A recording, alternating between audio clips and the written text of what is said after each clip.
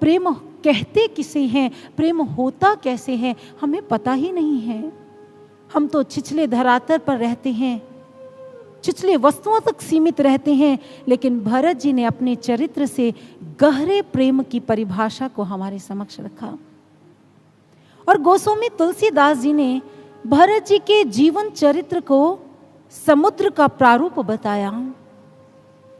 कहते हैं कि जिस समय देवता और दानव आपस में युद्ध कर रहे थे तो देवता परास्त होने लगे।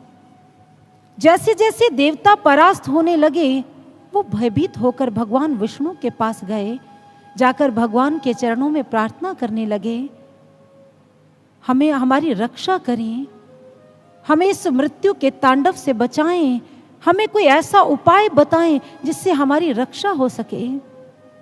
तो भगवान विष्णु ने कहा, समुद्र मंथन करें और उससे जो अमृत मिलेगा उससे आप अमरता को प्राप्त हो जाएंगे।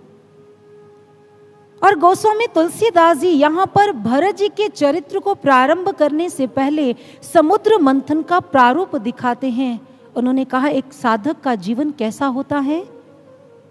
साधक के जीवन में सद्गुण और दुर्गुण दोनों होते हैं और उनमें दोनों में युद्ध चलता रहता है। लेकिन अक्सर होता क्या है, दुर्गुण जीत जाते हैं और सद्गुण हारते हुए प्रतीत होते हैं। गोस्वामी तुलसीदास कहते हैं, ये सद्गुण तभी जीत सकते हैं जब इसे भी अमृत मिलेगा।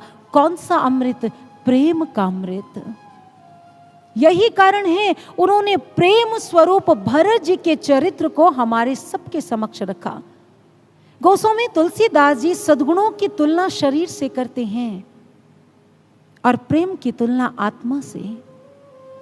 बाबा कहते हैं, एक व्यक्ति यदि आपके पास दौड़ा चला आए और आपको आकर कहे, मैंने एक बहुत खूबसूरत बहुत सुंदर व्यक्ति को देखा है जिसके कमल जैसे नेत्र हैं, शुकतुंड जैसी नासिका है, बहुत सुंदर रंग है, बहुत सुंदर वेश है, लेकिन आत्मा नहीं है, तो आप कहेंगे आप उसे जाकर शमशान घाट में फूंकाएं।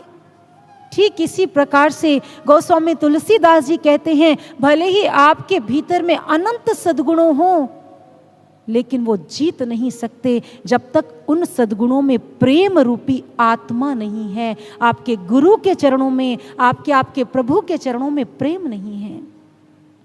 गुरु वशिष्ठ जी प्रभु श्री राम जी को कहते हैं, सो सुख कर्म धर्म जरि जाओ, जो ना होत तुम पंकज भाओ।